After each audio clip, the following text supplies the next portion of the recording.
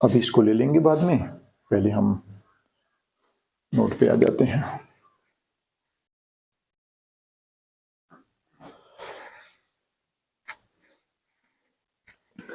आज हम लोगों को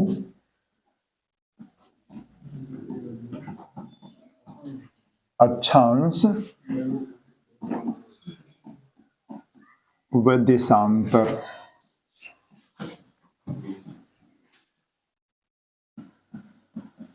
रेखाओं पर चर्चा करनी है।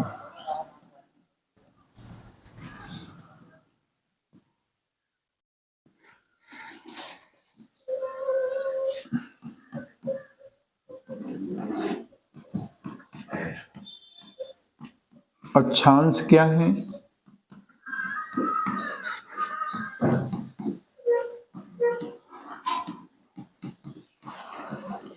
अक्षांश रेखाएं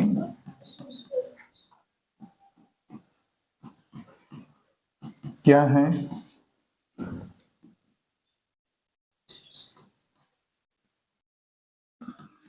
ग्लोब पर अक्षांश वृत्त मैप पर अक्षांश रेखाएं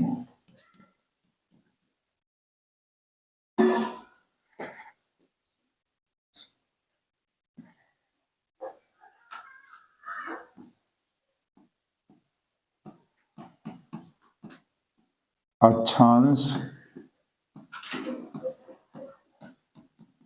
रेखाओं के बीच की दूरी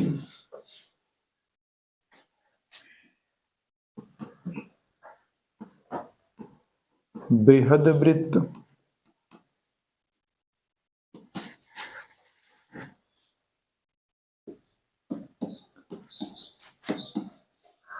कटिबंध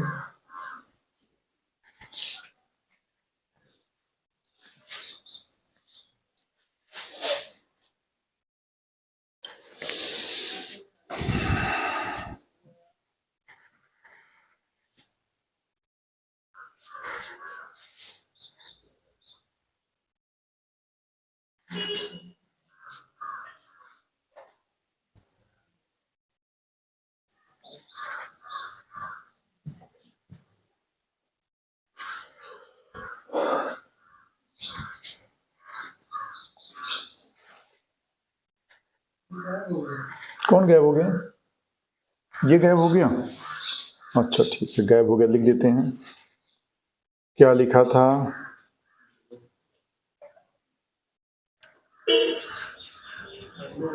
जी जी जी जी जी जी जी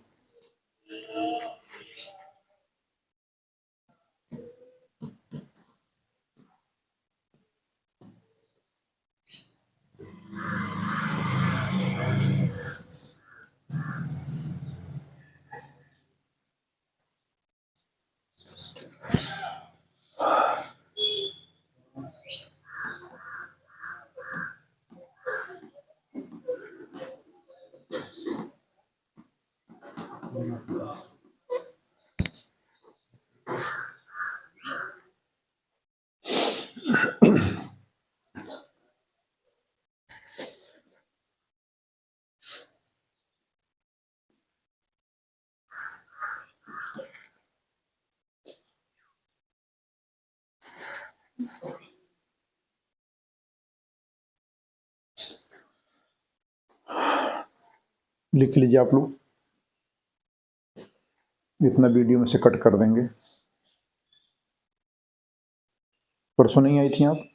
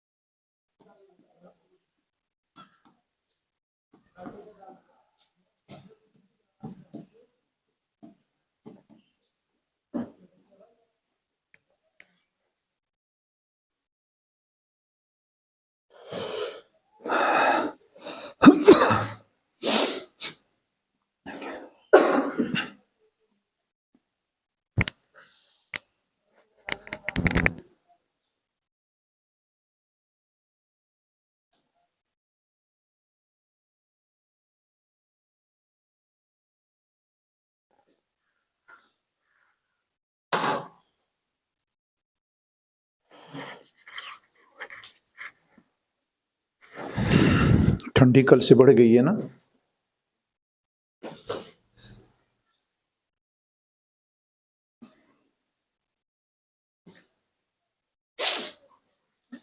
जब से मुझे पता चल गया है कि जितना वाट बाट होता उतना कट हो जाता है, तो मेरा तनाव कम हो गया है। अभी सब कटिंग में चला जाएगा।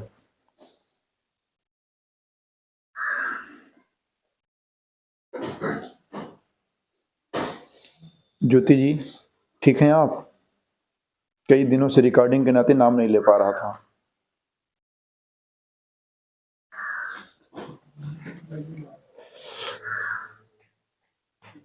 अमरिंदर जी कई दिन के बाद आए हैं, काफी लोगों को छोड़ते आए हैं।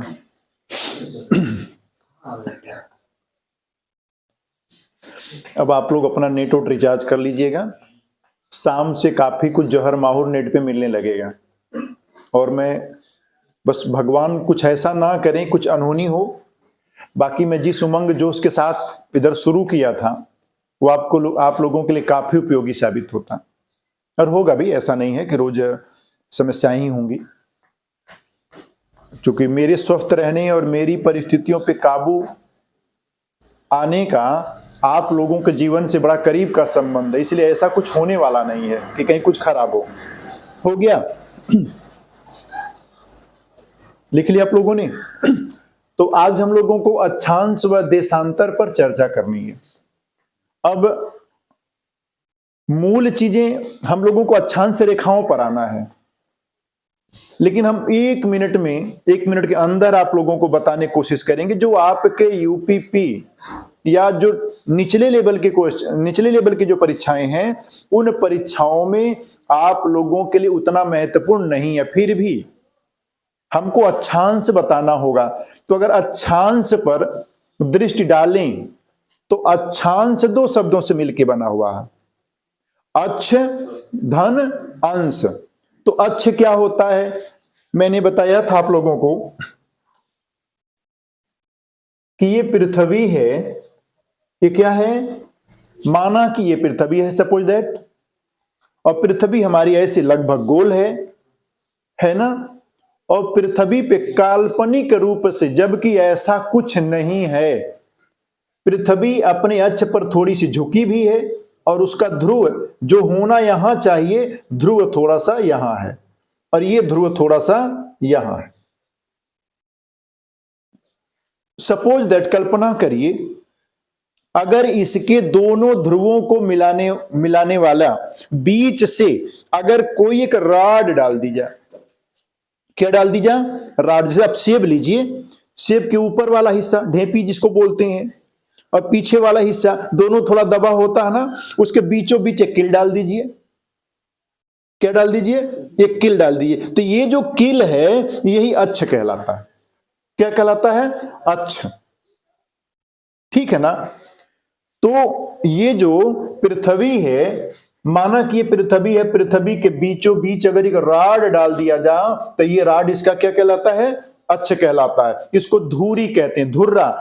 इसको कीली भी कहते हैं, कि पृथ्वी अपनी कीली पर घूमती है, अपने अक्ष पर घूमती है, अपने धुरी पर घूमती है। विभिन्न किताबों में ये विभिन्न जो भांति भांति प्रकार के शब्दों की चर्चा कर रहे हैं, ये शब्द आपको मिलेंगे। कहीं मिलेगा पृथ्वी अपनी कीली पर घूमती है, कहीं मिलेगा अपनी धुरी पर घूमती है, कहीं लिखा मिलेगा अपने अक्ष पर घूमती है। कुल मिला जुला करके ये वही रॉड है। कल्पना में ऐसा कुछ तो है नहीं, हम कल्पना करते हैं, माना वो कोई रॉड है और उसी रॉड के सहारे वो क्या कर रही है? घूम रही है। जैसे गाड़ी की पहिया होती है, उसमें एक रॉड होती है, उस पर घूमती है। ग्लोब होता, आप देखिए, ग्लोब में भी ऐसे किया गया तो वो भी ऐसे घूमता है।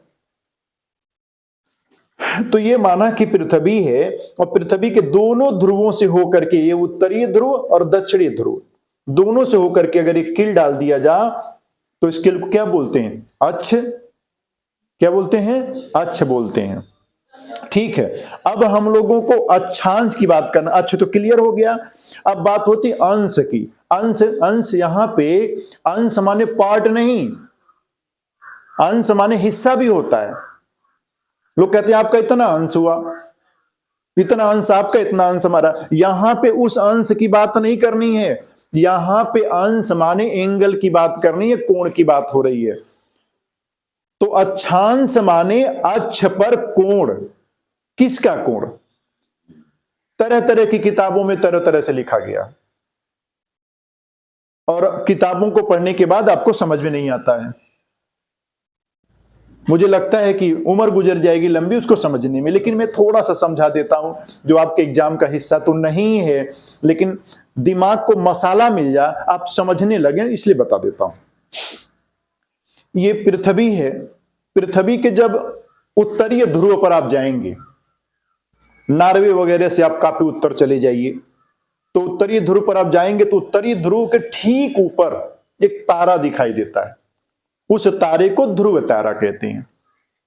क्या कहते हैं? उस तारे को ध्रुव तारा कहते हैं। ध्रुव तारे का प्रकाश पृथ्वी के उत्तरीय ध्रुव पर 90 अंश का कोण बनाता, चूंकि सीधे है। ये पृथ्वी का अक्ष मान लीजिए है, ये उसका ध्रुव है, एकदम उत्तरी हिस्सा है, तो उसके उत्तरी हिस्सा पर ये जो है यहां पर, और ये ऐसे है, ऐसे है, ये माना कि यह ध्रुव तारा है, तो ध्रुव तारे की जो किरण है यहां पे, कहां पर? पृथ्वी के उत्तरीय ध्रुव पर 90 अंश का कोण बनाती है। ये मान लीजिए कि इसका एक्सिस है, ये भूमध्य रेखा मान लीजिए, बीचों बीच एक रेखा खींच दीजिए, पृथ्वी के बीच से एक रेखा खींच दीजिए, और ये उसका क्या है? ये उसका एक्सिस है, जो बीच से मैंने क्या बोला? अक्ष बोला, जिसको मैंने बोला कि रॉड है। तो ये जो इसका अक्ष है, इस अक्ष पर, और ये ध्रुव तारा है, तो ये कितने अंश का कोण बना? 90 अंश का कोण बन रहा है ना, कि नहीं बन रहा? गणित तो इतनी आती ही होगी। तो पृथ्वी के उत्तरीय ध्रुव पर, उसके ठीक ऊपर एक तारा होता है जिसको ध्रुव तारा कहते हैं। ध्रुव तारे की किरण उस उत्तरीय ध्रुव पर कहां पड़ती है? सीधे लंबवत पड़ती है। लंबवत माने उस पर एक लंब बनाती है, और जो उसका अक्ष है वो क्या बनाता? आधार बनाता है, जिसके बीच का कोण 90 अंश का होता है। ठीक है ना? तो इसका मतलब ये हुआ कि ये जो उत्तरी ध्रुव है, इसके ऊपर जो ध्रुव तारा है, ये उत्तरीय ध्रुव पर 90 अंश का कोण बनाता है। अब जैसे जैसे हम पृथ्वी के इधर बीचों बीच आते हैं, एक एक अंश इसका कम होता जाएगा। इसकी जो किरणें हैं क्या होंगी? धीरे धीरे तिरछी होती जाएंगी ना। तो जब यहां पर 90 अंश का कोण बनाया, तो यहां आने पे कितना बनाएगा? 89 का बनाएगा, 88 का बनाएगा, 87 का बनाएगा, 86 का बनाएगा, 85 का बनाएगा। ऐसे करते करते जब ये यहां पर आएगा तो यहां पर 0 अंश हो जाएगा, क्योंकि उसकी किरणें, पृथ्वी ऐसे उठी हुई है, बीच में ऐसे फुली है, लगभग गोल है ना, तो यहां पे 90 अंश का बना रहा है, और यहां पर आते आते क्या होता है? 0 अंश हो जाता है, बिल्कुल फ्लैट रेखा निकल जाती है। जो उसका प्रकाश है ध्रुव तारे का, भूमध्य रेखा पर आते आते क्या होता है? बिल्कुल कोई कोण नहीं बनाता, सीधे यहां तक आते आते क्या हो जाता है? 0 हो जाता है। क्लियर? अभी अच्छा, हमको क्लियर करने में कई दिन लगा, आपको 2 सेकंड में कैसे क्लियर हो जाएगा?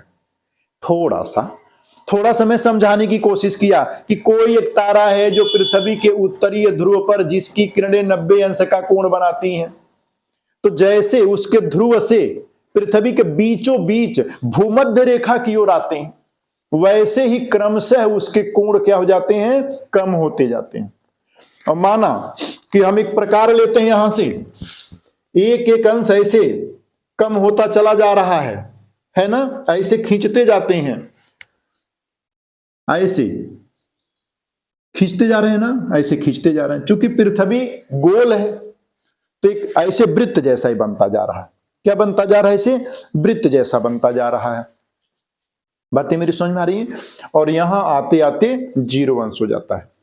इसी को कुछ किताबों ने लिखा है, इसको जस्ट उलट लिखा है कि पृथ्वी के केंद्र से, पृथ्वी का केंद्र कहां होगा? यहीं के बीच में होगा। पृथ्वी के केंद्र से भूमध्य रेखा को आधार मानते हुए ध्रुवों की ओर चलने पर, इसके अक्ष पर एक एक अंश का अगर कोण बनाते हुए कोण, एक एक अंश का जो कोण है, इसको क्या कहते हैं, अक्षांश, उसके अक्ष पर एक एक अंश का कोण है। खैर जो भी हो, आप इतना समझिए कि उसके उत्तरी ध्रुव पर एक ऊपर तारा है जिसको ध्रुव तारा कहते हैं। तो आपको एक क्वेश्चन ये मिला कि ध्रुव तारे की स्थिति किस ध्रुव पर होती है, उत्तरी ध्रुव पर होती है ना, जिसका प्रकाश पृथ्वी के उत्तरी ध्रुव पर 90 अंश का कोण बनाता है। और माना कि हम उसके थोड़ा उत्तर जाते हैं, उत्तर नहीं, उसके थोड़ा दक्षिण आते हैं, इधर आते हैं, इधर आते हैं, तो उसकी किरणें यहां से तिरछी होती जाएंगी, नहीं होती जाएंगी, होती जाएंगी ना, वहां पर ऊपर है। और जैसे जैसे हम इधर आएंगे तो वहां किरणें सीधी थी, इधर आएंगे तिरछी होंगी, इधर आएंगे और तिरछी होंगी, इधर आएंगे और तिरछी होंगी, होंगी कि नहीं होंगी, होंगी ना। और धीरे धीरे एक एक अंश का कोण होते कम होते चला जाता है, और भूमध्य रेखा पर आते आते कितना हो जाता है, 0 अंश हो जाता है। क्लियर। तो इसका मतलब यह हुआ कि उसके उत्तरी ध्रुव से लेकर के भूमध्य रेखा के बीच प्रत्येक अंश पर अगर एक एक हम रेखा खींचे तो 90 रेखाएं हो सकती हैं। एक एक अंश पर हम रेखा खींचें तो यहां तक आते थे 90 रेखा हो सकती, नहीं हो सकती है, हो सकती ना। अब हम इसको मिटाते हैं, फिर हम आगे समझाते हैं।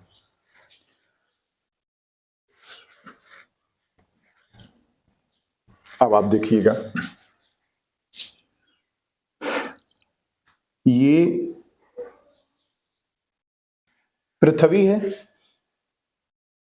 पृथ्वी के बीचों बीच एक रेखा खींचते हैं, इसको भूमध्य रेखा कहते हैं। भूधन मध्य, पृथ्वी के, भू माने पृथ्वी, पृथ्वी के मध्य से एक रेखा खींचते हैं, ये क्या कहलाई, भूमध्य रेखा। इससे समांतर ऐसे एक एक अंश पर रेखाएं हम खींच रहे हैं, एक एक अंश पर। तो अक्षांश रेखाएं क्या होती हैं, अक्षांश रेखाएं वे रेखाएं होती हैं जो भूमध्य रेखा से क्या होती हैं, उत्तर या दक्षिण एक दूसरे के समानांतर होती हैं। क्या होती हैं, समानांतर। समानांतर माने क्या होता है, वो हर जगह समान अंतर पर होगी। अगर 1 मीटर की दूरी यहां है तो 1 मीटर की दूरी यहां, 1 मीटर की दूरी यहां भी होगी। तो जितनी भी अक्षांश रेखाएं हैं ये क्या होती हैं, आपस में समान होती हैं। और यह भूमध्य रेखा से, भूमध्य रेखा यहां मैं खींचा था, यह भूमध्य रेखा से 90 उत्तर और 90 दक्षिण होती हैं। भूमध्य रेखा से 90 के जितना उत्तर होंगी उतने दक्षिण भी होंगी। जैसे हम उत्तर खींचे हैं उसी प्रकार से हम दक्षिण भी खींच लेंगे। और ये क्या होती हैं, यह इनके बीच की जो दूरी है हर जगह समान होती है, इसलिए अक्षांश रेखाएं आपस में समांतर होती हैं, होती है ना, ठीक है ना।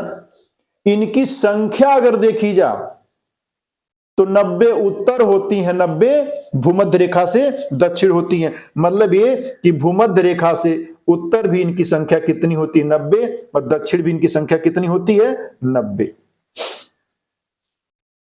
ठीक है ना। तो उत्तर भी 90, दक्षिण भी 90, तो इनकी टोटल संख्या कितनी होगी, यही तो इल्यूजन है। गौर करिएगा, 180 नहीं होती हैं, 181 होती हैं। अभी हम किताबों में बहुत गड़बड़ झाला, मैं सबको स्पष्ट करूंगा। और कहीं कहीं लिखा मिलता है 179 होती हैं। आज न 179 में कंफ्यूजन होगा, न 181 में कंफ्यूजन होगा, न 180 में कंफ्यूजन होगा। सब दूध का दूध पानी का पानी यहीं पर होगा। कैसे, जो भूमध्य रेखा होती है, क्या होती है, जो भूमध्य रेखा होती है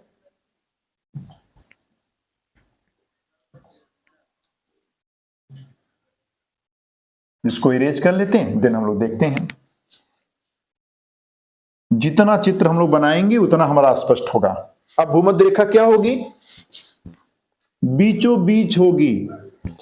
इस भूमध्य रेखा को 0 अंश कहते हैं। क्यों, क्योंकि ध्रुव तारे का कोण भूमध्य रेखा पर आते आते 0 अंश हो जाता, कोई कोण ही नहीं, बस सीधा हो जाता है, उसमें कोई मोड़ नहीं होता।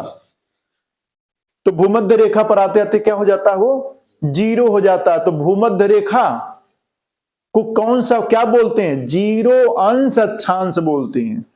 भूमध्य रेखा को क्या बोलते हैं? जो पृथ्वी के बीचों बीच रेखा है उस रेखा को जीरो अंश अक्षांश कहते हैं। उसी को भूमध्य रेखा भी कहते हैं। इसी को भूमध्य रेखा कहते हैं, इसी को आबलिक जीरो अक्षांश रेखा कहते हैं और इसी को विषुवत रेखा भी कहते हैं। पृथ्वी के बीचों बीच जो रेखा खींची गई है वह रेखा कौन सी है? जीरो अंश अक्षांश है, वही विषुवत रेखा है और वही भूमध्य रेखा है। तो भूमध्य रेखा से ये जीरो अंश है, ठीक है, और एक अंश शुरू करेंगे, एक, और ऐसे लेकर के 2, और ऐसे यहां जाते जाते कितना हो जाएगा? 90 हो जाएगा।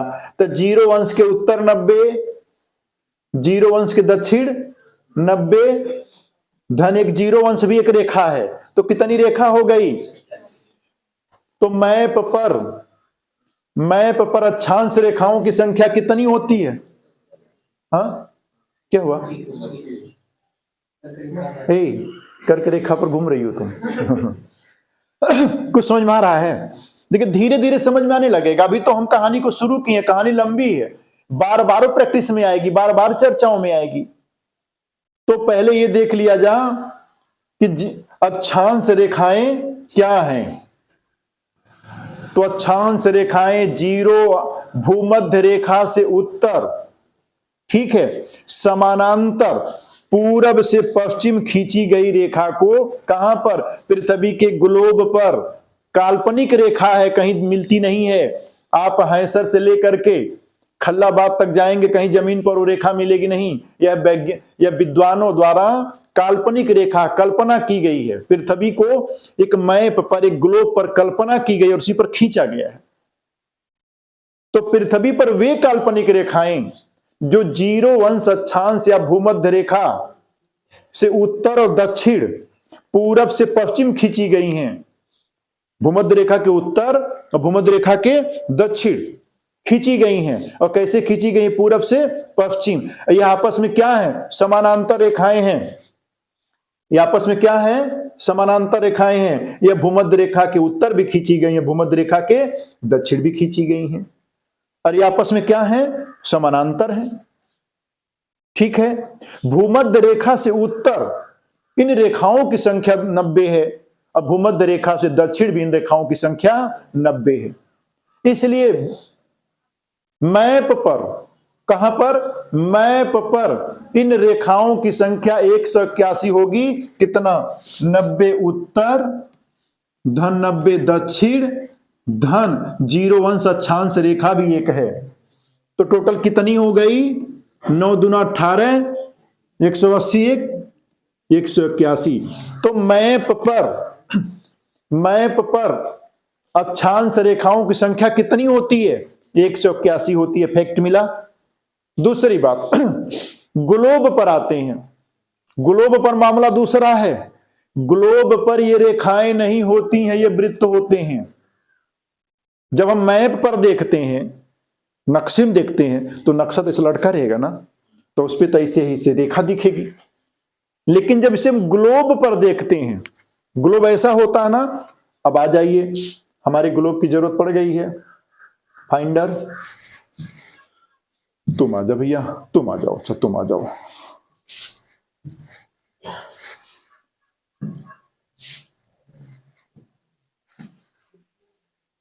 ये भैया तू कहाँ है? वो तो बार बार लोकल फाइल,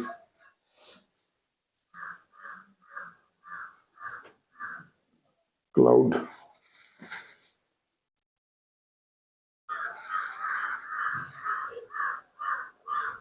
फाइंडर,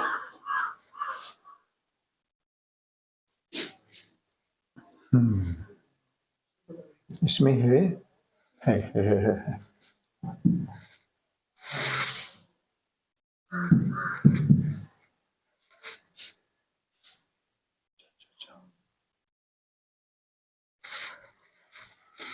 बहुत साफ नहीं दिख रहा।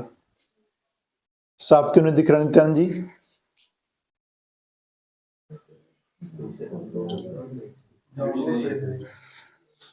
चलिए नहीं, तुम दूसरा देख लेते हैं। हम इसको ले लेते हैं, हाँ ये चलेगा, ये चलेगा।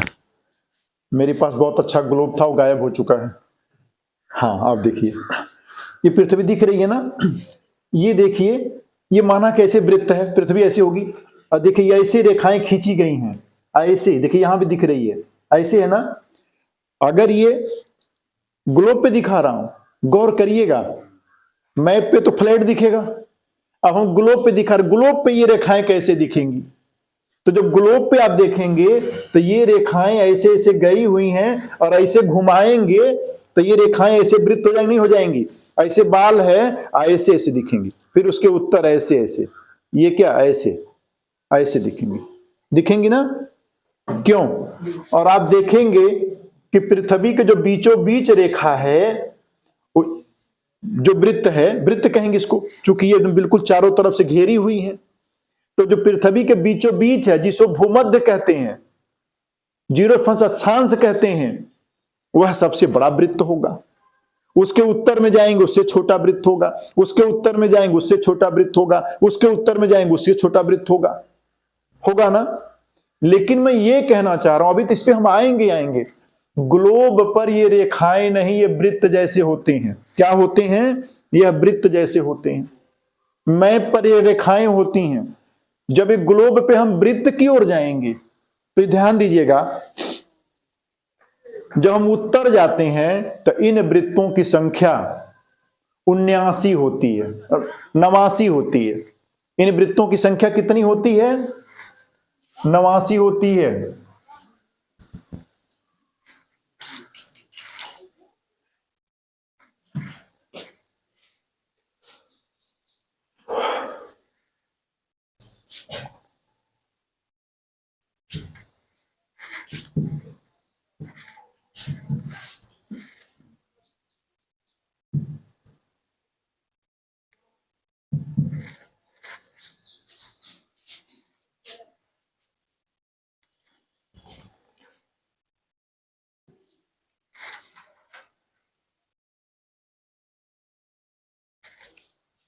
मैं कुछ लिखना चाह रहा था लेकिन ये हट जा रहा है, अभी कुछ प्रॉब्लम से देख लेंगे उसको।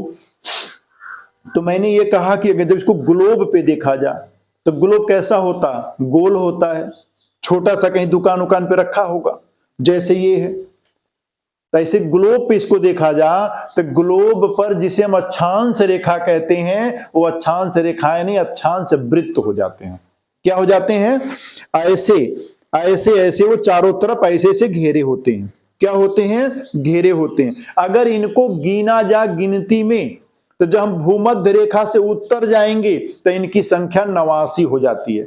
आप कहेंगे सर क्यों गड़बड़ कर रहे हैं, 90 बोलिए ना। हम कहेंगे जो 90 वाला है वो वृत्त नहीं हो पाता है, क्योंकि वह ध्रुव पर जाकर एक बिंदु हो जाता है।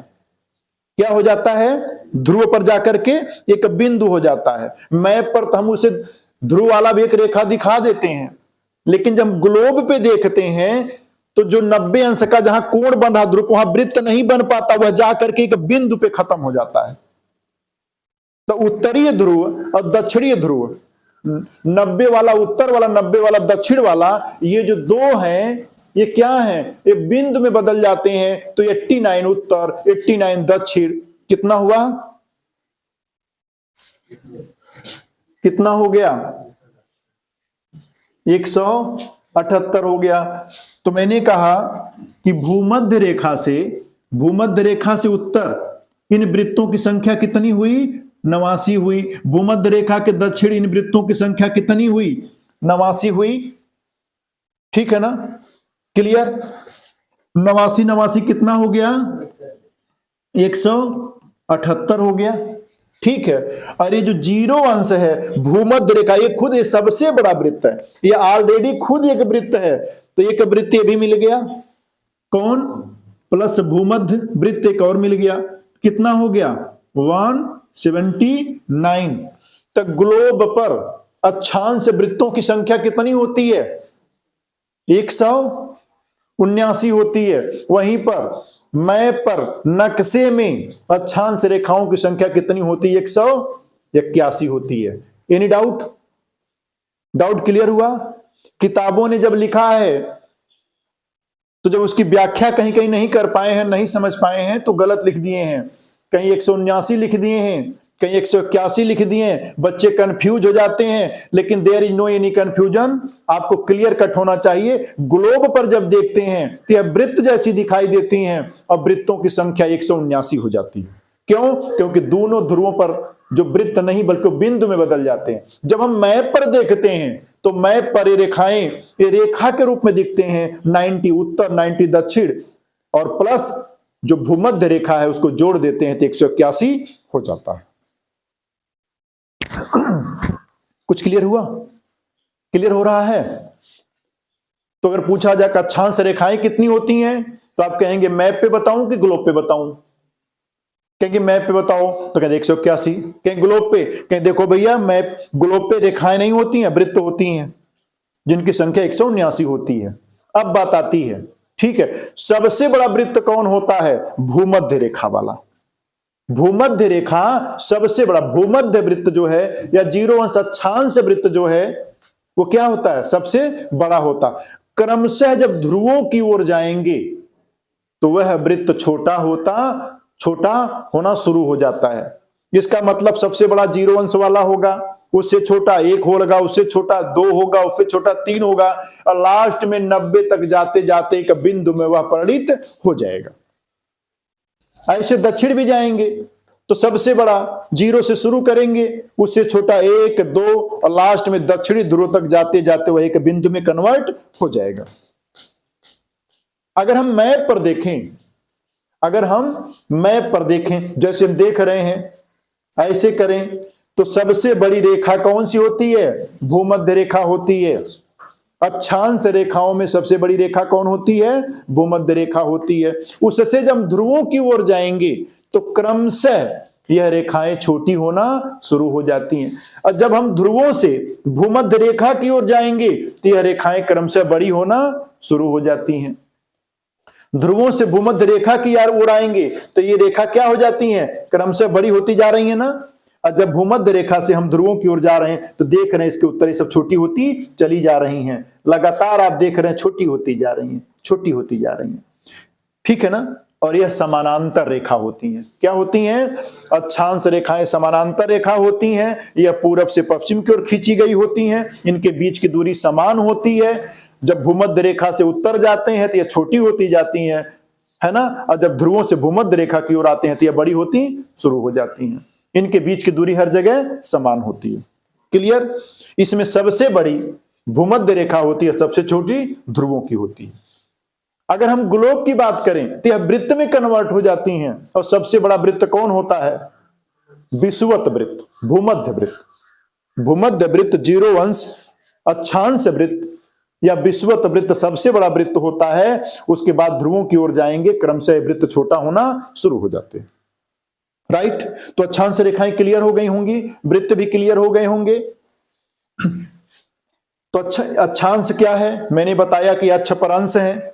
अक्षांश रेखाएं क्या हैं? कहेंगे मैप पर हैं। अक्षांश वृत्त क्या है? आप कहेंगे ग्लोब पर हैं। उसी को देखने की नजर है, ठीक है ना। अक्षांश रेखाओं के बीच की दूरी जरा ज्ञात कर लें।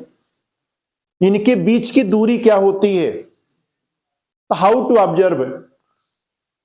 इनके बीच की दूरी क्या होती, कैसे ऑब्जर्व करेंगे? तो गौर करिएगा, पृथ्वी का जो ध्रुवीय परिधि होती है वो कितनी होती है? पृथ्वी है, माना एक रस्सी हम ले लें, उस रस्सी को पृथ्वी के ध्रुव से ऐसी चारों तरफ हम लपेट लें। जो कि पृथ्वी गोल है ना, लगभग गोल है, और ध्रुवों पे थोड़ी सी चपटी है, दबी हुई है।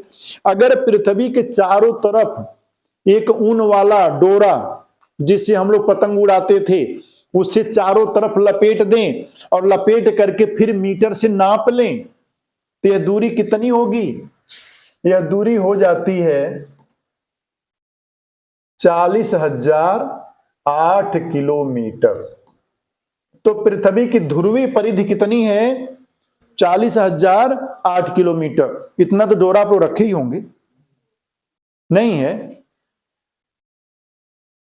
तो जाकर के मोहन भाई क्या खरीद लीजिएगा।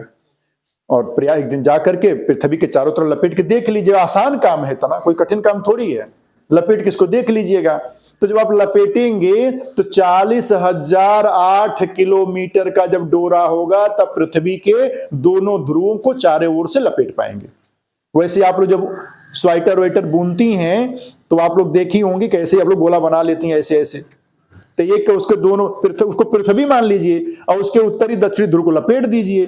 तो लपेटेंगे तो उनकी दूरी कितनी होगी? 40,008 किलोमीटर। ठीक है ना? इतना तो क्लियर हो गया। अब हम लोगों को केवल इतनी दूरी नापना है, ये दूरी नापना है। कितनी दूरी नापना है?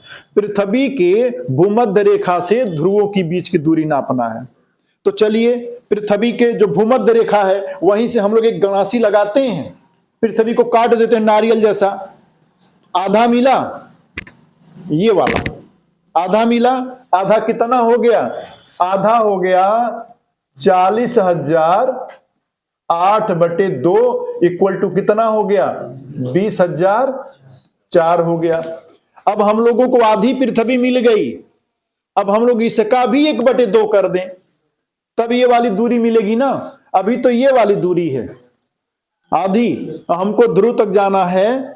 समझ में आ रहा है भाई? हम लोगों को यहां से यहां तक की दूरी ज्ञात करना है। और ये दूरी कितनी होगी? पृथ्वी के 1/4 होगी। पृथ्वी के 1/4 होगी। ये वाला तो पूरा ये 40,008 है ना?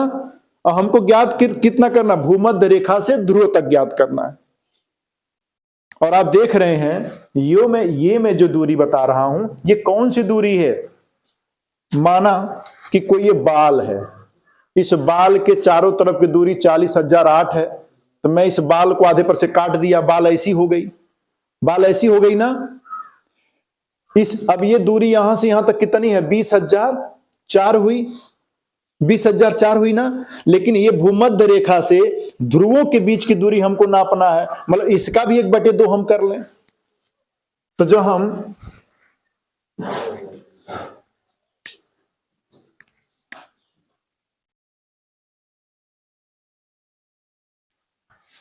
हमने ये कहा कि ये 40,008 ये पृथ्वी की परिधि है। तो अर्धवृत्त इसका कितना हो जाएगा? आधा वृत्त इसका हो जाएगा 20,004। तो हमको भूमध्य रेखा से ध्रुव तक जाना है तो इसका भी हाफ करना होगा। तो इसका भी हाफ हो जाएगा, कितना हो जाएगा? इतना हो जाएगा। अब ये भूमध्य रेखा से ध्रुव के बीच की दूरी है।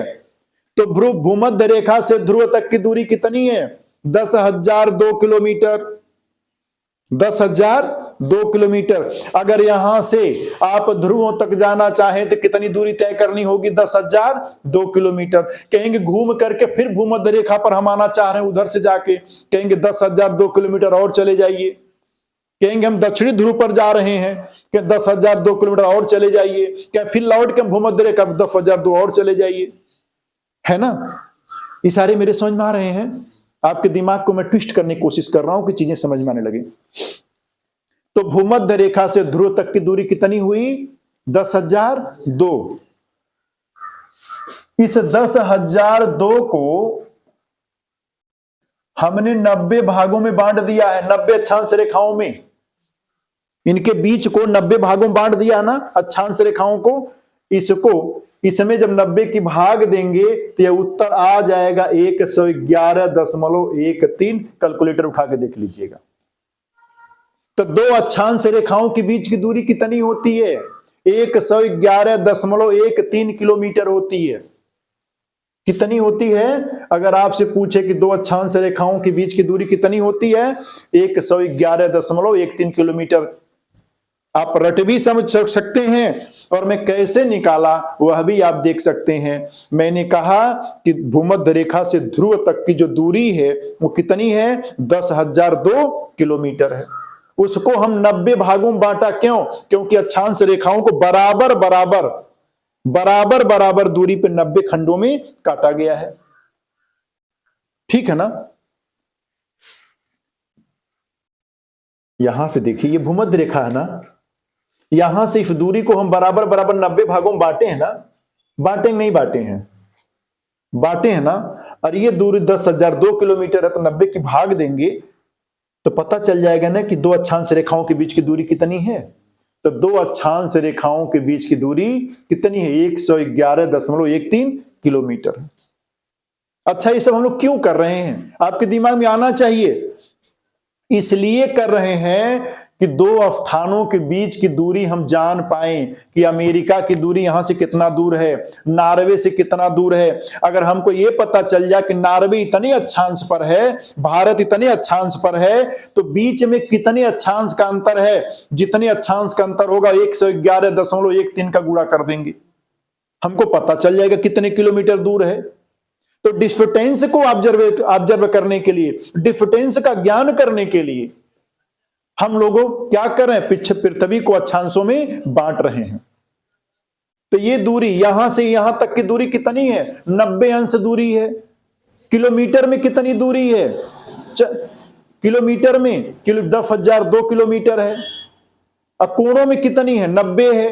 तो दो अक्षांशों के बीच की दूरी कितनी होगी? 10,002/90 इक्वल टू कितना हो जाएगा? 111.13 किलोमीटर हो जाएगी। तो दो अक्षांश रेखाओं के बीच की दूरी कितनी होती है? 111.13 किलोमीटर होती है। लेकिन आप कहेंगे सर, दो अक्षांशों के बीच की दूरी 111.13 किलोमीटर, माना कि 111 किलोमीटर है, तो सर ये दूरी और भी एग्जैक्ट न पाइए ना।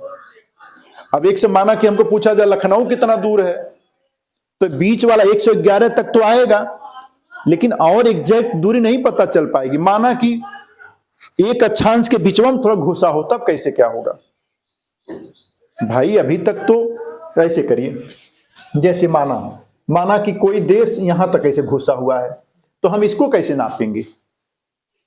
हाँ, यहां तक अगर होता तो हम मान लेते कि जो भी अक्षांश होगा उसको हम कर लेते, लेकिन वो अक्षांश में घुसा हुआ। तब विद्वानों ने अक्षांशों को फिर 90 अक्षांशों को फिर 60, एक अक्षांश के बीच को 60 भागों में बांट दिया और उसको मिनट कहा। क्या कहा? तो अक्षांशों को किस में बांटा गया है? मिनट में बांटा गया है।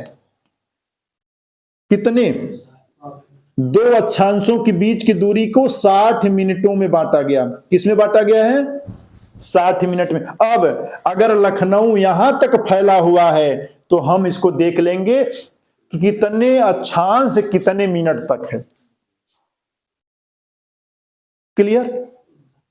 अच्छा, तो 2 मिनटों के बीच की दूरी कितनी होगी? अगर दो अक्षांशों के बीच की दूरी 111.13 किलोमीटर है, तो 2 मिनटों की दूरी कितनी होगी? 2 मिनट को 60 भागों में बांटा गया है, तो 111.113 भागा 60। अगर 60 से भाग कर देंगे तो 2 मिनटों के बीच की दूरी पता चल जाएगी। और ये दूरी कितनी हो जाती है? ये दूरी हो जाती है 1.86 किलोमीटर। मतलब हम लोग और एग्जैक्ट तक पहुंच गए। कुछ समझ में आ रहा है? क्लास यूपीपी की है, हम चला रहे हैं, थोड़ा पीसीएस को भी आपको समझने के लिए थोड़ा अंदर तक ले जा रहे हैं, लेकिन जल्दी में भी हैं कि क्लास लंबी समझाने के चक्कर में खींचे ना, क्योंकि मुझे बहुत कुछ फैक्ट गुजारना है। मैंने कहा कि दो अक्षांशों को हम लोगों ने क्या किया, और एक्यूरेट दूरी ज्ञात किया जा, इसके लिए अक्षांशों को हम लोग मिनटों में बांट दिए हैं। तो दो अक्षांशों के बीच जो दूरियां हैं उसको फिर 60 भागों में बांट दिए। जैसे मीटर को हम लोग सेंटीमीटर और इंच में बांट देते हैं, है ना। माना जा कि जैसे यहां से इस बॉटल की दूरी कितनी है, तो आप नाप के ले जाएंगे, कहेंगे सर 1 मीटर। अगर इक्वल मीटर में ही होगा, अब माना कि 1 मीटर के बाद इतनी दूरी इसकी बच जा रही, तब कैसे नापेंगे?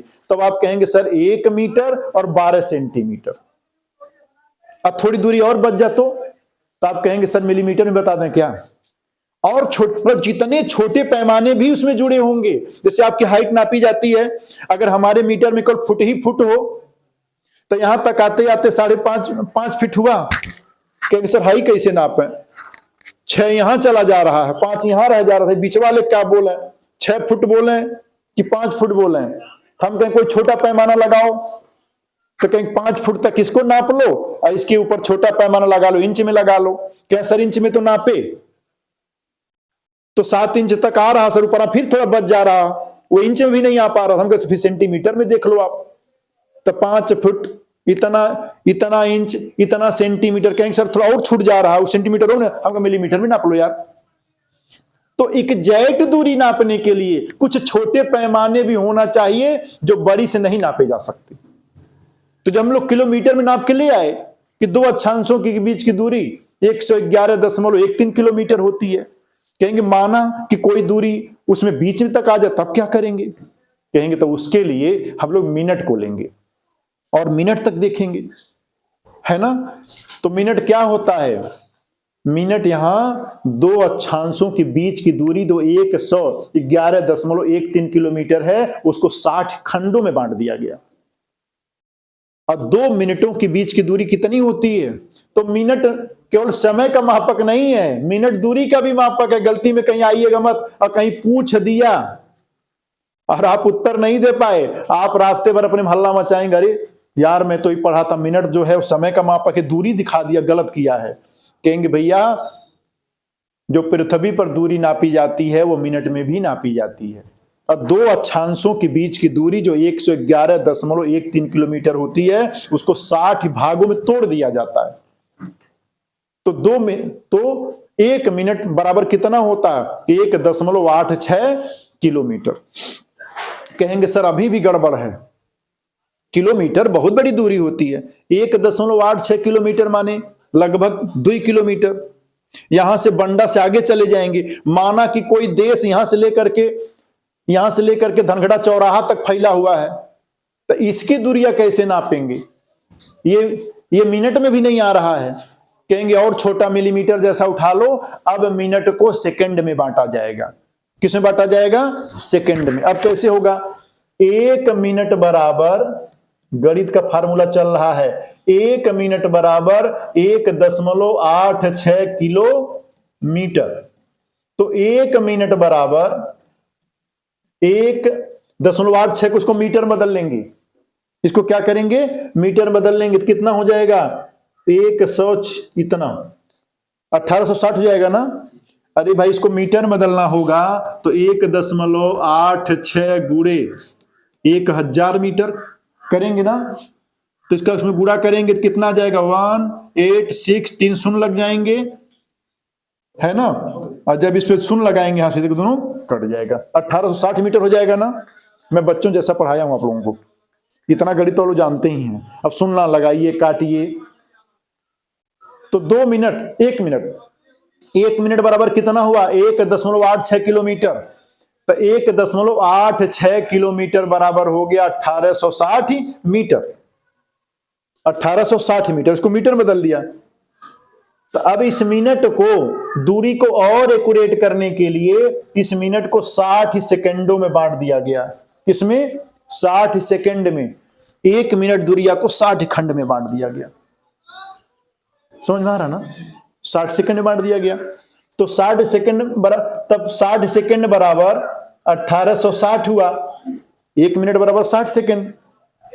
तो 60 सेकंड इतना, तो 1 सेकंड दूरी बराबर कितना होगा? 1860 बटे 60। उत्तर आ जाएगा 31 मीटर। क्या आ जाएगा? 31 मीटर। तो अक्षांशों को किसमें बांटा गया? अक्षांशों को मिनटों में, मिनटों को सेकंडों में। एक अक्षांश दूरी बराबर 111.13 किलोमीटर। 1 मिनट दूरी बराबर 1.86 किलोमीटर और 1 सेकंड बराबर 31 मीटर। क्लियर? अब डिस्टेंस निकालने में आसानी हो जाएगी ना। तो 1 सेकंड दूरी बराबर 1 मिनट दूरी बराबर 1 अक्षांश दूरी बराबर आप बढ़िया से जान चुके हैं, कोई दिक्कत नहीं हो रही है। तो यह भी आपने देखा।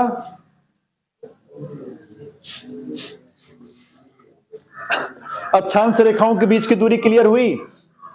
दो अक्षांश रेखा के बीच की दूरी कितनी होती है? 111.13 किलोमीटर। 1 मिनट दूरी बराबर 1.86 किलोमीटर। 1 सेकंड दूरी बराबर 31 मीटर। ठीक है ना? क्लियर? आपने मैप पर रेखाओं की संख्या देखी 181, ग्लोब पर वृत्त देखा 179। Any confusion? No confusion. सबसे बड़ा वृत्त भूमध्य वृत्त, विषुवत वृत्त। सबसे छोटा ध्रुव वाला, है ना?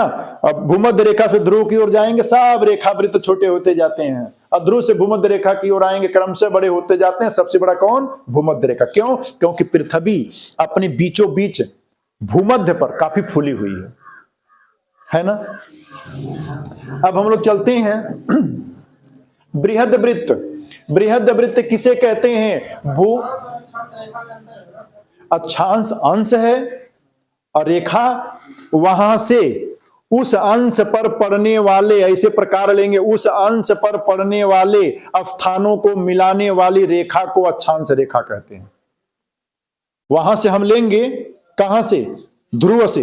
ध्रुव से लेंगे और किसी एक अंश लेते हैं, एक अंश पर ऐसे प्रकार चलाएंगे, चारों तरफ घुमा देंगे, जितने स्थान एक अंश पे पड़ेंगे सबको मिला देंगे। फिर दुई अंश लेंगे, दुई अंश पे जितने को मिला देंगे।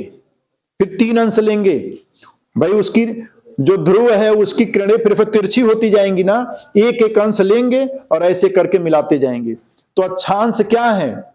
अक्षांश जो है पृथ्वी का जो उत्तरीय ध्रुव है और उसके ऊपर का जो ध्रुव है, उससे जो किरणें आ रही हैं उसकी पृथ्वी के विभिन्न स्थानों पर जिस अंश का कोण बनाती हैं, उन कोणों को अगर मिला दिया जाए उन स्थानों को, अब देखिए रेखा, यहां का स्थान, यहां का स्थान, यहां का स्थान, सब एक रेखा पे है ना। अब और ग्लोब पे देखेंगे तो सब एक वृत्त पर है।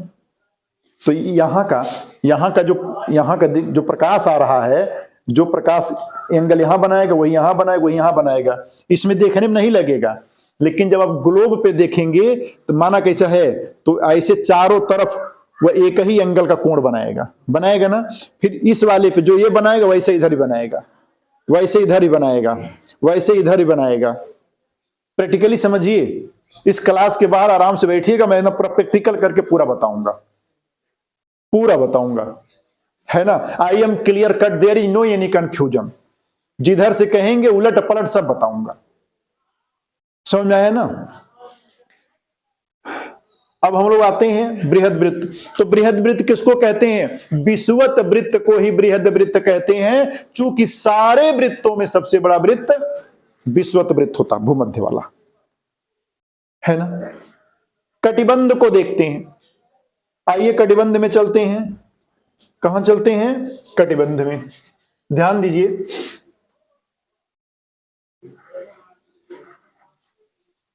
सपोज दैट पृथ्वी है। पृथ्वी अपनी अक्ष पे झुकी हुई भी है। आप पढ़े हैं कितना झुकी है? 23.5 अंश झुकी हुई है। पृथ्वी अपनी अक्ष पे 23.5 अंश झुकी है। और आपने पढ़ा है कि अगर पृथ्वी अपनी अक्ष पर झुकी नहीं होती तो दिन और रात बराबर होते। दिन और रात में जो अंतर है वो पृथ्वी के अच्छी झुकाव के नाते है। पृथ्वी अपनी अक्ष पर 23.5 अंश झुकी हुई है और 23.5 अंश झुकने के नाते सूर्य पृथ्वी के 23.5 अंश उत्तर अक्षांश पर और 23.5 अंश दक्षिण अक्षांश पर, इसी के बीच में वर्ष भर क्या होता है? घूमता रहता है। अगर पृथ्वी अपने अक्ष पर झुकी नहीं होती तो सूर्य 12 महीना 365 दिन विषुवत रेखा पर सीधे लंबवत चमकता। अब पूरी दुनिया में वर्ष भर दिन और रात बराबर होते। लेकिन पृथ्वी अपने अक्ष पर झुकी हुई है और झुका होने के नाते सूर्य की जो स्थिति है हमेशा बदलती रहती है। क्या होती है? बदलती रहती है। और इसी के नाते मौसम भी बदलते हैं। जब सूर्य उत्तरी गोलार्ध में होता है तो उत्तरी गोलार्ध में गर्मी पड़ती है, दक्षिणी गोलार्ध में ठंडी पड़ती है। और सूर्य जब दक्षिणी गोलार्ध में होता है, मतलब भूमध्य रेखा की जब दक्षिण होता है तो दक्षिणी गोलार्ध में गर्मी पड़ती है, उत्तरी गोलार्ध में ठंडी पड़ती है। इस समय यहां ठंडी पड़ रही है और भारत उत्तरी गोलार्ध में है। कहां है? ये विषुवत रेखा है। इसके उत्तर वाले के आधा को उत्तरी गोलार्ध बोलते हैं, इसके इधर आधा को दक्षिणी गोलार्ध बोलते हैं। भारत यहां उत्तरी गोलार्ध में यहां है, तो यहां ठंडी पड़ रही है, तो इस समय गर्मी कहां पड़ रही होगी? इधर। इसका मतलब सूर्य की स्थिति कहां होगी? भूमध्य रेखा के दक्षिण होगी, है ना। मार्च के बाद आप पढ़ चुके हैं, मार्च के बाद 21 मार्च को सूर्य एकदम विषुवत रेखा पर सीधे आ जाता है, और 21 मार्च से कहां? 21 जून तक ये कर्क रेखा है, कर्क रेखा है 23.5 अंश, ठीक है ना। अब क्या होता है, मैंने कहा 21 मार्च को यहां आ जाता है भूमध्य रेखा पर, और धीरे धीरे धीरे धीरे वह उत्तर होना शुरू हो जाता है, और 21 जून तक सूर्य कहां दिखने लगता है? यहां। आप देखे होंगे गर्मी में सूर्य इधर दिखता है, और इधर सुबह देखेंगे तो इधर है, और इसी 23.5 अंश के बीच में वर्ष भर ऐसे चलता रहता है। 23.5 अंश से उत्तर, 23.5 अंश उत्तरी अक्षांश, 23.5 अंश दक्षिणी अक्षांश, कि न उत्तर न के दक्षिण, वो कभी जाता नहीं है। उसी 23.5 अंश उत्तरी अक्षांश और 23.5 अंश दक्षिणी अक्षांश, उन्हीं दोनों के बीच में पूरे वर्ष भर था पढ़ा चुका हूं, आप समझ भी रहे होंगे, है ना। तो यहां पर जो मैं बताना चाह रहा था आप लोगों को, और वे बताना चाह रहा था, मैं कटिबंध बता रहा था, वृत्त तो आप समझ गए, कटिबंध में बताने जा रहा था। देखिए 23.5 अंश,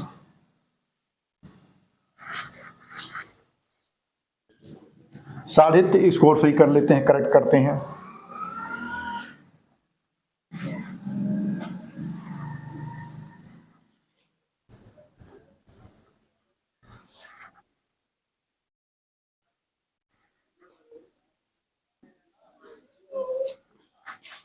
ये भूमध्य रेखा है,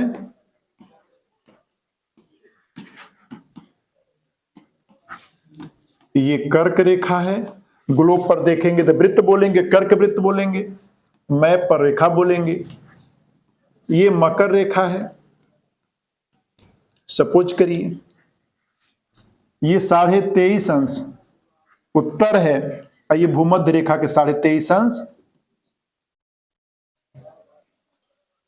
पृथ्वी अपने अक्ष पर झुकी है, ये अक्ष ऐसे होना चाहिए, अक्ष ऐसे झुका हुआ है, 23.5 अंश झुकी है, और झुक करके पृथ्वी की सूर्य की परिक्रमा करती है।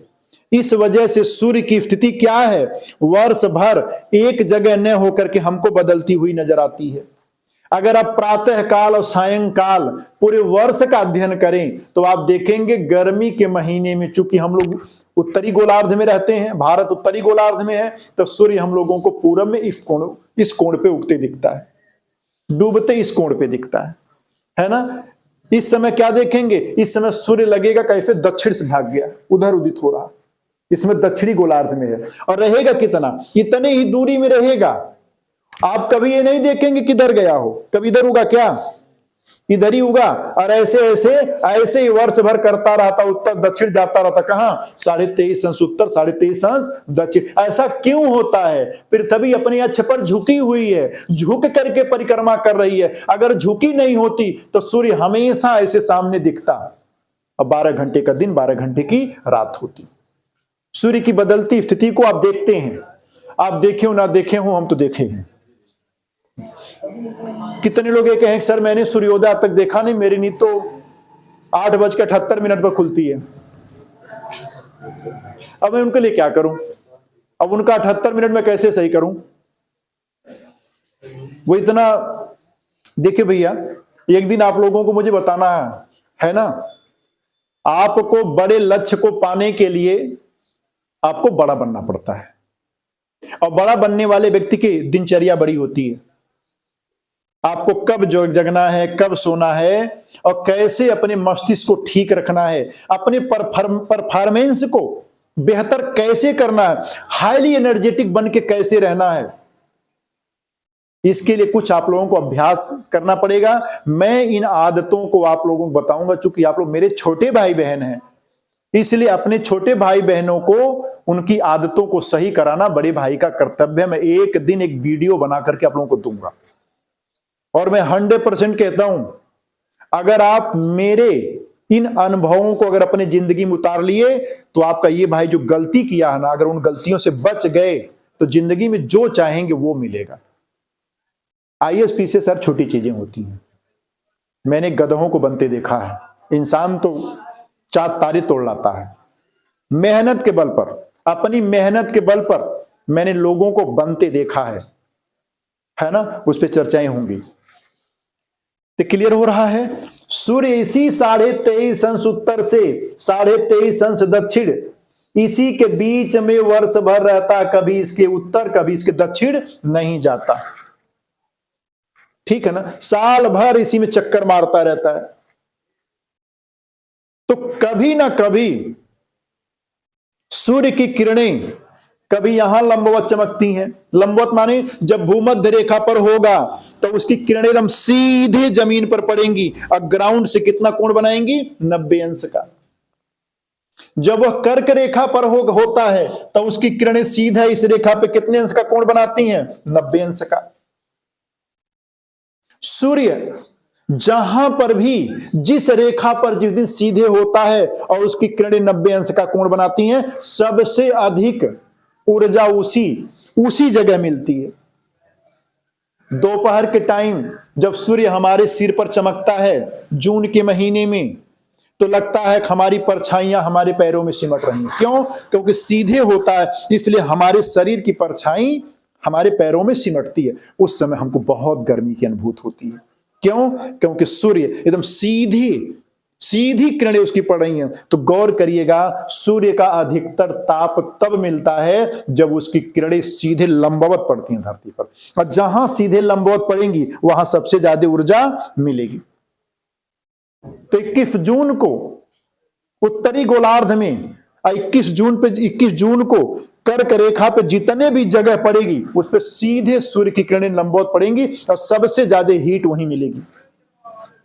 तो साल में कभी सूर्य यहां, कभी सूर्य यहां, कभी सूर्य यहां, कभी यहां, कभी यहां, कभी यहां, इन्हीं 23.5 अंश उत्तरी अक्षांश, 23.5 अंश दक्षिणी अक्षांश, अर्थात कर्क रेखा और मकर रेखा के बीच साल भर सूर्य की स्थिति होती है। तो किसी न किसी स्थान पर वह डेली लंबवत चमकता है।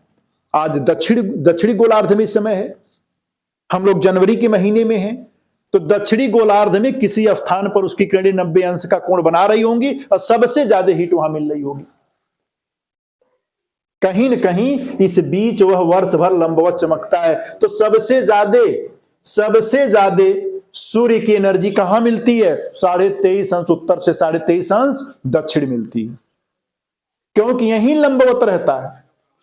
इसीलिए 23.5 अंश उत्तरी और 23.5 अंश दक्षिणी कहां से? भूमध्य रेखा के 23.5 अंश उत्तर और भूमध्य रेखा 23.5 अंश दक्षिण, अर्थात कर्क रेखा से मकर रेखा के बीच सूर्य वर्ष भर कहीं न कहीं लंबवत चमकता है। इसलिए सबसे ज्यादा ऊर्जा 23.5 अंश उत्तर से 23.5 अंश दक्षिण के बीच धरती को प्राप्त होती है। इस क्षेत्र को उष्ण कटिबंध कहते हैं। उष्ण क्या बोलते हैं? उष्ण कटिबंध बोलते हैं। कटिबंध माने क्षेत्र होता है, उष्ण माने गर्म। यह क्या है? गर्म क्षेत्र है। ये क्या है? गर्म क्षेत्र है, उष्ण कटिबंध है। 23.5 अंश से उत्तर जाएंगे ऐसे 66.5 अंश पर, और यहां से 66.5 अंश। इसको आर्कटिक वृत्त कहते हैं। क्या बोलते हैं? आर्कटिक वृत्त बोलते हैं।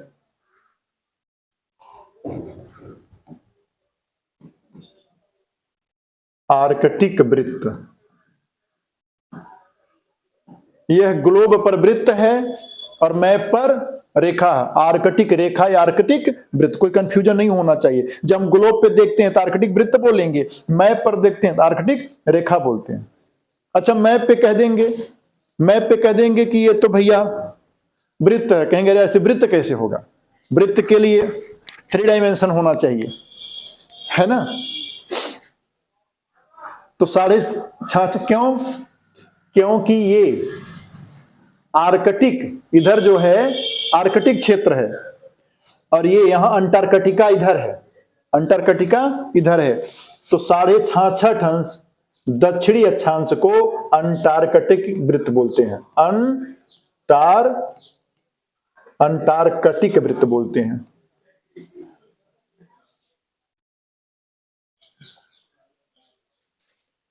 अंटार्कटिक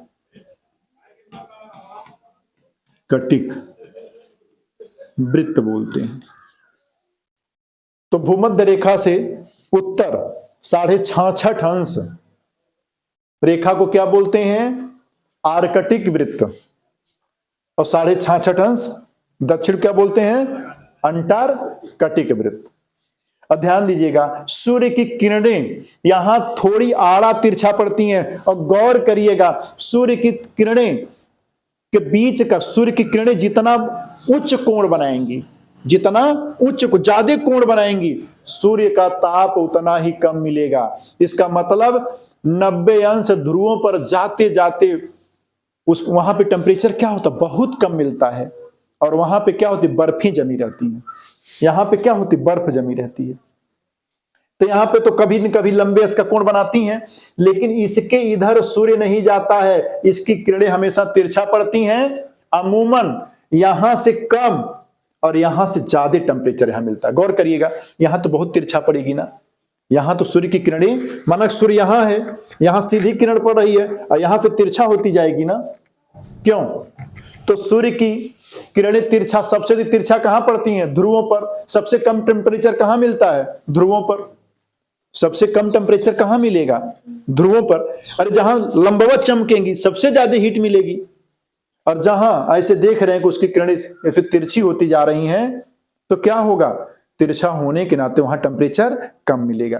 अच्छा, सबसे ज्यादा यहां मिल रहा है ना, और यहां सूर्य की किरणें कभी लंबवत जाएंगी नहीं, तो यहां की अपेक्षा यहां कम होगा, लेकिन यहां ज्यादा कम होगा, तो यहां की अपेक्षा यहां कुछ ज्यादा होगा।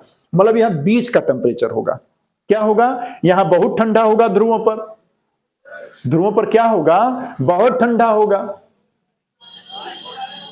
और भूमध्य रेखा के आसपास बहुत गर्म होगा। तो बीच वाली जो एरिया कैसी होगी? थोड़ी सी ठंडी, थोड़ी सी ठंडी, थोड़ी सी गर्म, जिसको हम लोग क्या कहते हैं? शीत गर्म। शीत गर्म माने बीच वाला, कुछ शीत माने ठंडा, कुछ गर्म माने गुनगुना, दोनों के बीच का हो।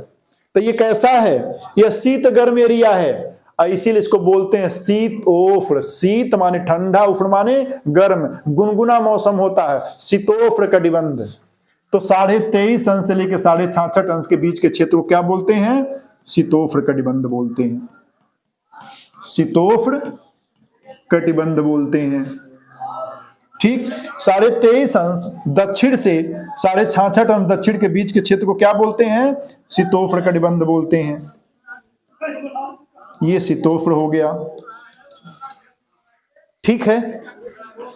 और 66.5 से लेकर 90 के बीच के क्षेत्र को शीत कटिबंध बोलते हैं, शीत कटिबंध बोलते हैं। यह शीत कटिबंध है, और यह भी शीत कटिबंध है।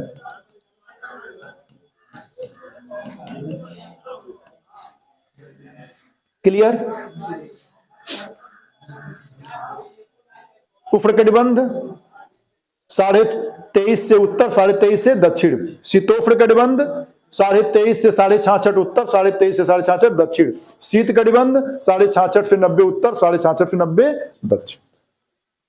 ठीक है ना? अब इससे हमारे आपके रूप रंग में भी परिवर्तन आएगा, इससे वनस्पतियों में अंतर आएगा। जो वनस्पतियां शीत कटिबंध में होंगी वो उष्ण में नहीं होंगी, जो उष्ण में होंगी वो शीतोष्ण में नहीं होंगी, है ना? ये सब आगे चल के हम लोग पढ़ेंगे कि यहाँ की जलवायु गर्म है, यहाँ की थोड़ी गुनगुनी है, यहाँ बहुत ठंडी है, यहाँ तो वर्ष भर बर्फ जमी रहती है। क्लियर? ठीक है ना?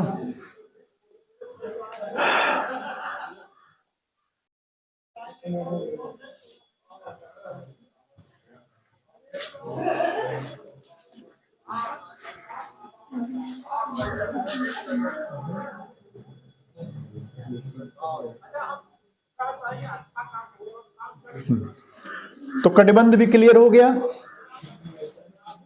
उष्ण कटिबंध, शीतोष्ण कटिबंध, शीत कटिबंध, बृहद वृत्त भी क्लियर हो गया, विषुवत वृत्त, बाकी सब लघु वृत्त। ठीक, दूरियां भी क्लियर हो गई। मैप पर ये रेखाएं हैं, ग्लोब पर ये है क्या है? वृत्त हैं। ग्लोब पर वृत्त हैं, अब मैप पे क्या है? रेखाएं हैं। आपने ये भी देख लिया। अब अस्वच्छांश की ओर चलते हैं। अस्वच्छांश किसे कहते हैं? अस्वच्छांश को बता के ही छोड़ेंगे, 14 बज जाए।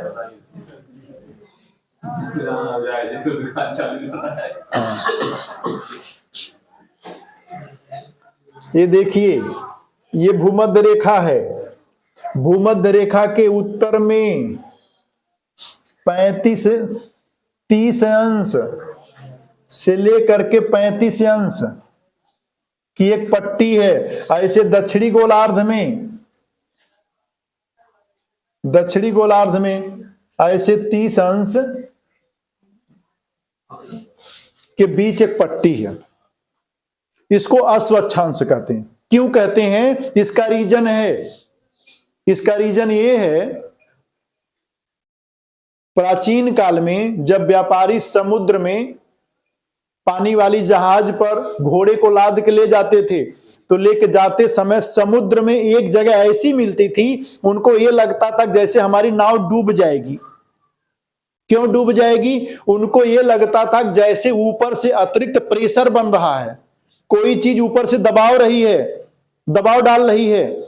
तो आप लोगों में से बोलेंगे निश्चित रूप से यहां कोई आत्मा होगी, वो आत्मा नाव पे सवार हो गई है, वो दबाव बना रही है, या हम लोगों में कोई भार युक्त आत्मा घुस गई है। तो उस समय जब क्या होता था, लगता था कि ऊपर से दबाव हो रहा है, तो व्यापारी बेचारे जब नहीं कुछ समझ पाते थे, उठा के अपना घोड़ा उठा पानी में फेंकना, सागर में फेंकना शुरू कर देते थे। तो उन घोड़ों को फेंकने के नाते इसका नाम अस्वच्छांश रख दिया गया। ये कैसे हुआ जानते हैं? ये देखिए, यहां पे भूमध्य रेखा पे 12 घंटे का दिन, 12 घंटे की रात हमेशा होती है। यहां पे सूर्य हमेशा लंबवत चमकता है, पढ़ा चुका हूं। यहां पे सूर्य हमेशा लंबवत चमकता है भूमध्य रेखा पर। चूंकि लंबवत चमकने मतलब ये हो गया प्रकाश वृत्त जो हमेशा आधा काटता है, मतलब 12 घंटे का दिन, 12 घंटे का दिन, 12 घंटे की रात हमेशा होती है। भूमध्य रेखा, इस पे जितने भी स्थान पड़ेंगे वहां पे हमेशा 12 घंटे का दिन, 12 घंटे की रात होती है। तो कौन सी ऐसी जगह है जहां रात और दिन में अंतर नहीं पाए जाते? भूमध्य रेखा पर। और उसके उत्तर दक्षिण जाएंगे तो रात और दिन में अंतर पाया जाएगा। तो मैं यहां ये बता रहा था कि यहां पे बहुत गर्मी पड़ती है, भूमध्य रेखा के आसपास बहुत गर्मी पड़ती है। गर्मी पड़ने के नाते यहां की जो हवाएं हैं गर्म होकर के ऊपर उठ जाती हैं। क्या हो जाती हैं? ये हवाएं यहां गर्म होकर, देखिए ये हवाएं गर्म हुई, गर्म होकर ऊपर उठी। ऊपर उठ के क्या होता? जब ऊपर उठती हैं तो यहां से ऊपर उठ के फिर इस दिशा में उत्तर ऐसे चलेंगी, और यहां से फिर ऐसे दक्षिण से ऊपर जाएंगी गर्म होके, तो यहां से फिर दोनों ओर जाएंगी। मैं जब वायुमंडल पढ़ाऊंगा तो बताऊंगा। हवाएं से गर्म हुई तो अच्छा, आप लोग आग तापते हैं तो जब आप देखते हैं कि जैसे आग जलती है तो आप देखते धुआं क्यों ऊपर उठता है? जब हवाएं गर्म होती हैं तो ऊपर उठती हैं। जैसे वहां हीट होती है, आसपास का जो वायुमंडल है गर्म होकर ऊपर उठने लगता है। तो ये ऊपर उठ के ऊपर रहेगा, ऊपर उठ के ऊपर नहीं रहेगा। ऊपर जब जाएगा तो वहां जाने के बाद ये यहां से ऊपर जाता है, जा करके फिर ये यहां से ये उत्तर और दक्षिण दोनों दिशा में जाता है। और दोनों दिशा में जाने के बाद जब ये 30 और 35 अंश अक्षांश पर पहुंचता है तब ये नीचे उतरने लगती है। ये हवाएं क्या होती हैं? भूमध्य रेखा की गर्म हवाएं ऊपर से संचरण करके जब 30 से 35 अंश अक्षांश उत्तर और 30 से 35 अंश अक्षांश दक्षिण पहुंचती हैं तो नीचे उतरने लगती हैं। और जब नीचे उतरती हैं तो ये वायुमंडल यहां दबाव बनाता है। क्या बनाता है? वायुमंडलीय प्रेशर यहां बढ़ जाता है, हवा का दाब यहां बढ़ जाता है। और दाब के नाते व्यापारी जब अतीत में जब क्या प्राचीन काल में व्यापारी जब व्यापार करने जाते थे, जब उनकी लगता था कि हाँ अकारण ही अचानक नाव हमारी डूबने वाली है, तो अपने घोड़ों को उठा करके 30 से 35 अक्षांश के बीच फेंकना शुरू कर देते थे। इसीलिए 30 से 35 अक्षांश के बीच की जगह को क्या बोलते हैं? अश्व अक्षांश बोलते हैं। पूरी घटनाएं क्लियर हो गई ना? ठीक है, तो क्लास को ही रोकते हैं। आप लोगों को अगर किसी को कोई कंफ्यूजन कहीं हुआ हो